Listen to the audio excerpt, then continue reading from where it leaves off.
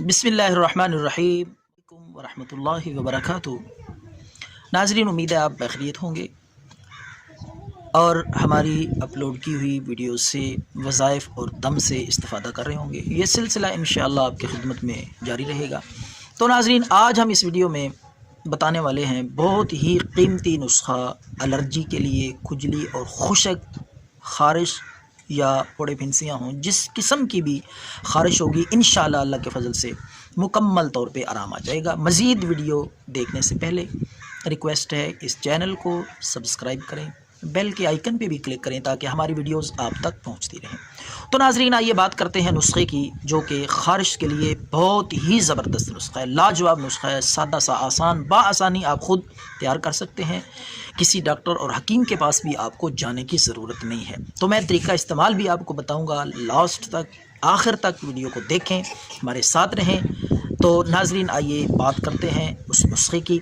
तो नाज़रीन, आपने बेरी के पत्ते ले लेने हैं, 11 अदद बेरी के पत्ते ले लें, और इसी तरह आप नीम के पत्ते ले लें 11 अदद। बेरी के, नीम के पत्तों को आपने एक छोटी सी शीशी ले लेनी है, उसमें आपने सरसों का तेल डाल लेना है। सरसों के तेल में ये दोनों किस्म के बेरी के पत्ते और नीम के पत्ते डाल के आप इनको अच्छी तरह उबालें, जोश दें ताकि तेल उबलना शुरू हो जाए। तो 2-4 मिनट तक इसी तरह जोश देते रहें, उबालते रहें तेल को और उन पत्तों को। तो उसके बाद आप उतार के तेल को ठंडा कर लें, पत्ते निकाल दें छान के, पुन के। वो तेल आपका नुस्खा है ख़ारिश के लिए, उसको अपने पास महफूज कर लें।